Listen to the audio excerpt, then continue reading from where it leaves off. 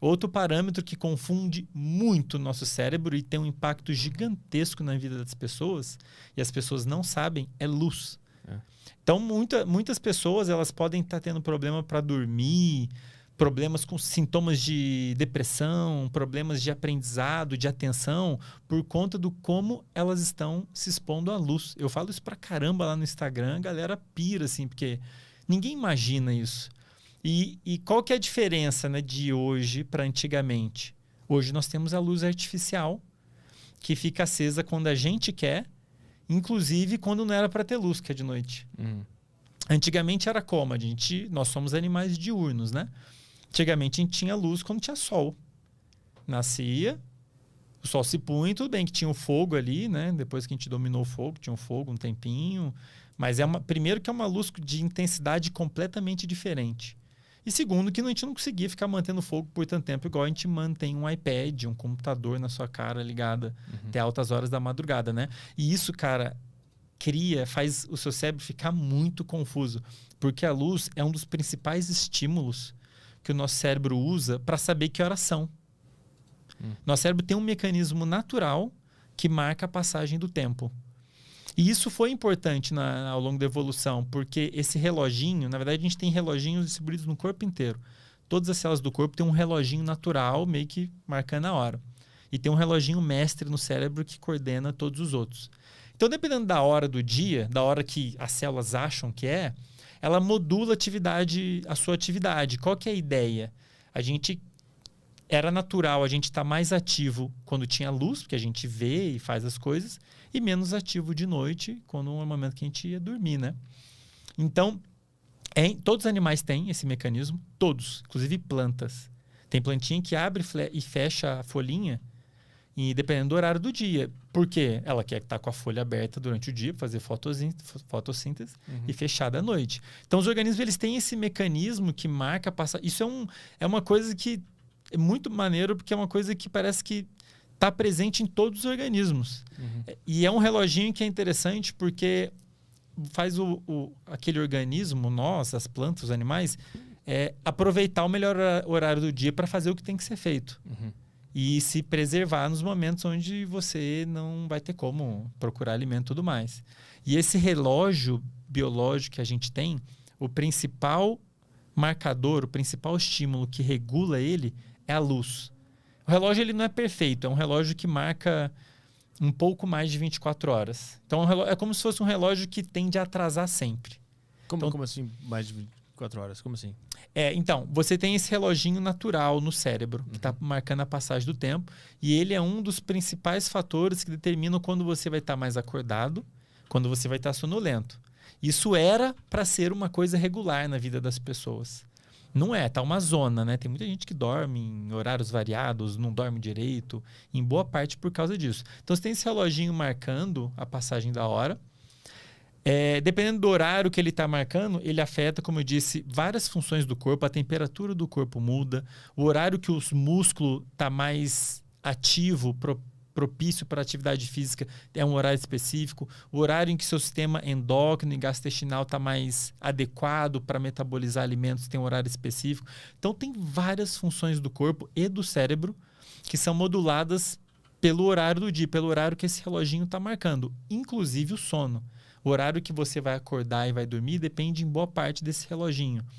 Só que você tem um mecanismo, então, lá que marca a passagem do tempo. Só que ele não marca exatamente 24 horas.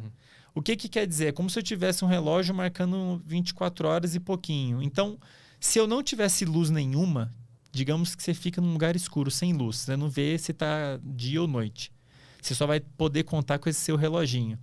Como ele marca um pouquinho mais de 24 horas, você vai estar... A cada dia você vai atrasar um pouquinho. Você vai dormir um pouquinho mais tarde, vai acordar um pouquinho mais tarde. Vai dormir um pouquinho mais tarde. Você não vai saber disso. Entendi. E esses experimentos foram feitos já desde 1930 e alguma coisa, por uma duplinha lá, o Nathaniel Kleitman, que é uma grande referência na área de sono, quem quiser jogar no Google e perguntar. E esses experimentos foram feitos. Você pega um pessoal e põe dentro de uma caverna.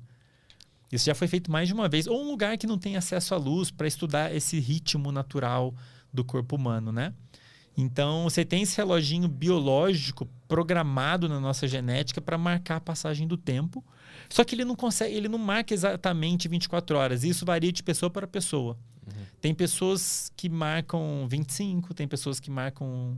A passagem marca 26 horas, tem pessoas que é 24 e alguma coisa, tem pessoas que marcam um pouco de 20, menos que 24. Entendi. E isso, inclusive, influencia se a pessoa ela tende a dormir e acordar mais tarde ou tende a dormir e acordar mais cedo, se ela é mais noturna ou diurna. A calibragem de cada relógio individualmente determina esses horários que tu falou. Não, pois é. O ideal é que todos os nossos relógios estivessem sendo igualmente calibrados. Por quê? O Sol... Se a gente está aqui na mesma cidade, o Sol vai nascer igual para nós dois. Então, se a gente se expor ao Sol no mesmo momento, né, na luz do Sol, a luz do Sol é como se ela zerasse o relógio. É como se todo dia você chegasse lá e zerasse ele para ele começar de novo. Entendi. E não deixar ele atrasar. Se você deixar ele rodando sozinho, ele vai atrasar um pouquinho todo dia e os horários vão ficar uma zona. Por isso que quando a gente é jovem e fica no quarto jogando videogame, a gente começa a dormir cada vez mais tarde. Perfeito. Porque tu nem percebe. Perfeito. Eu lembro que eu comecei a jogar videogame, eu ia dormir às 2, daqui a pouco eu tava dormindo às 3, daqui a pouco eu tava dormindo às 7 da manhã. De tanto videogame que eu jogava quando eu era jovem. E aí é um problema, porque você não tem a luz natural. Porque o que é legal da luz natural? Duas coisas. Uma que ela é muito forte do ponto de vista energético em modular esse reloginho. Tá, ela é muito mais forte do que a artificial. Mas um outro motivo mais importante é que a gente não tem como controlar ela. Quem controla é o nascer e o pôr do sol. Então, assim, é um marcador externo que é garantido que vai acontecer no mesmo horário.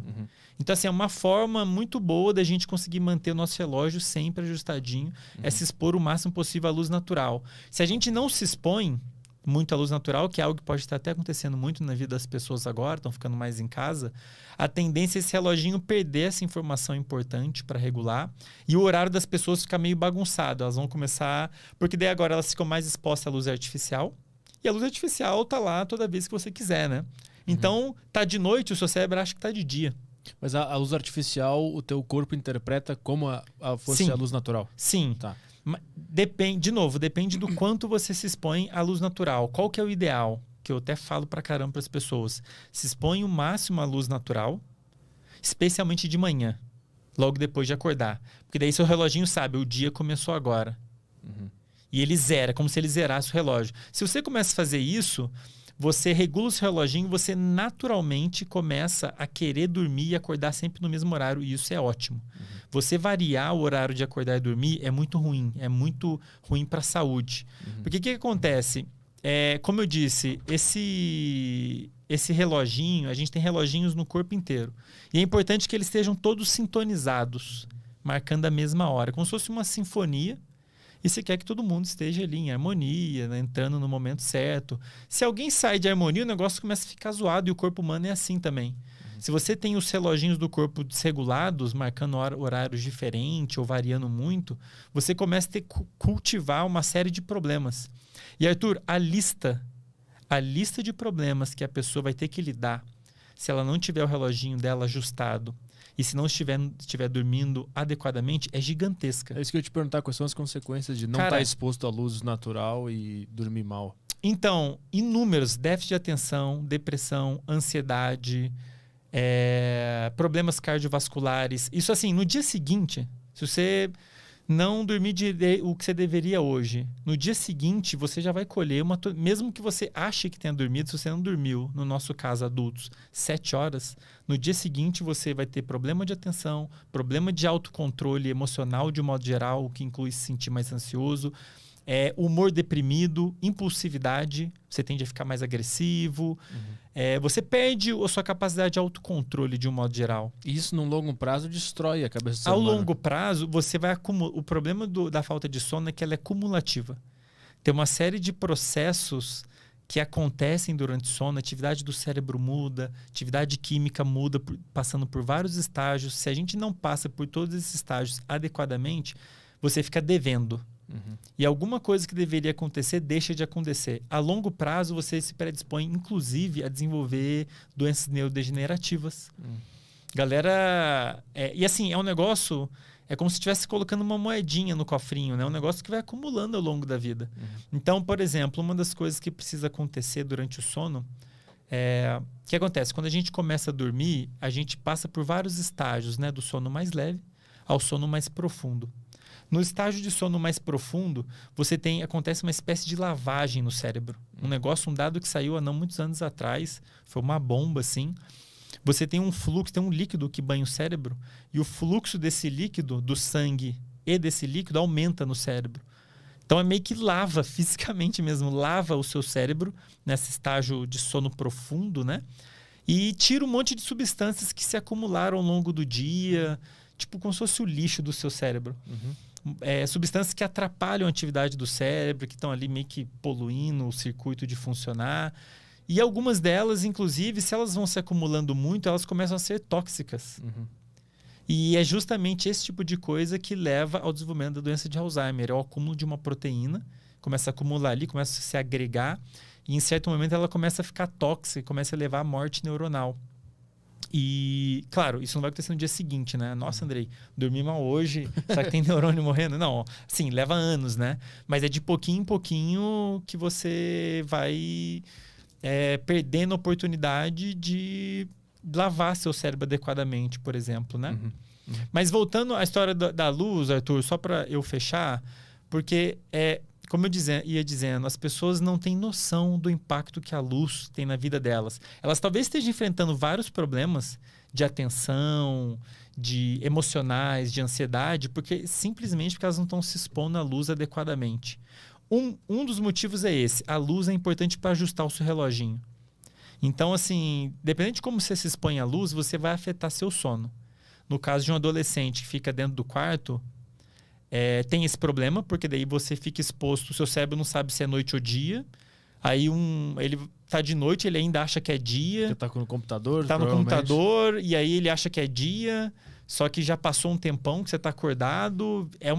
Fica uma confusão. O teu corpo ele fica sempre se preparando para estar acordado. Tipo isso, E aí, naturalmente, tu vai sentir sono, mas não vai ser aquele sono bom. Exatamente. Que dá vontade de dormir, vai ser um sono que ele tá combatendo com o fato de ele estar com uma luz na cara, vira uma confusão o negócio. Porque uma das coisas que a gente precisa um dos fatores que gera sono é a atividade desse reloginho.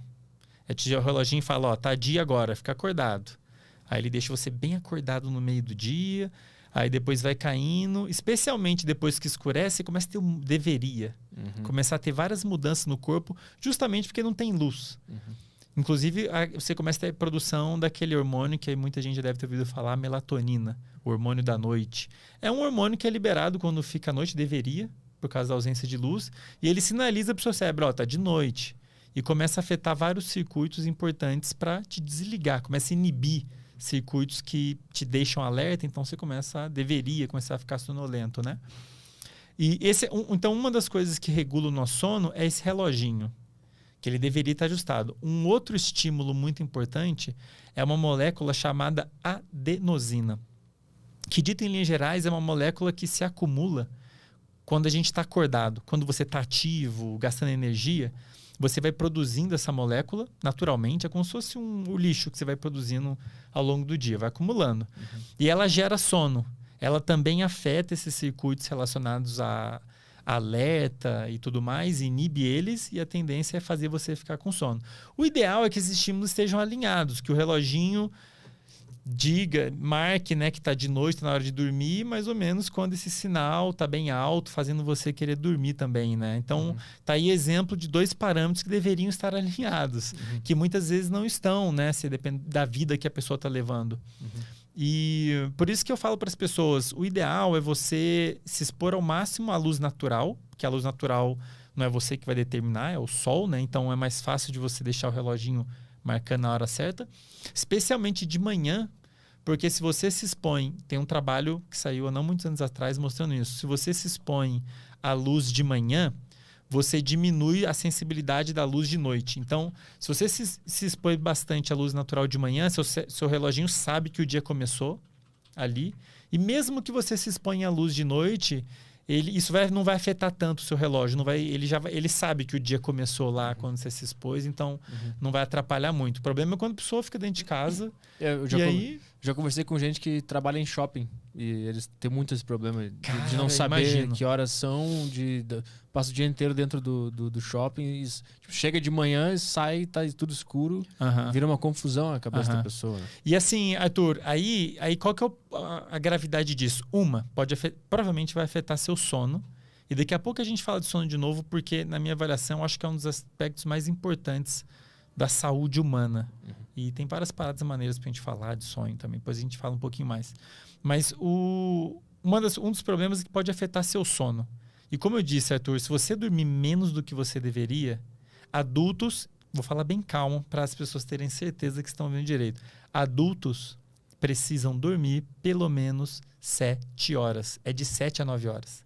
Se você dorme menos do que isso, você vai pagar um preço dia seguinte e ao longo dos anos, mesmo que você não perceba. Ele não acostuma. Se eu dormir 6, se eu dormir 5, ele não acostuma. Você pode adotar estratégias para compensar, tomar café, tomar drogas, tomar sei lá o quê.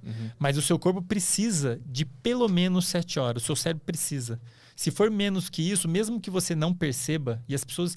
Eu ouço direto a galera falando, não, eu durmo só 6 horas, fico bem. Ok, eu acredito que você acha que você está bem. Mas você não está bem e a gente tem como traçar isso com teste. Posso pegar um teste que mede a atenção e eu vou te mostrar que você tem um déficit de atenção rolando aí, só que você não está percebendo.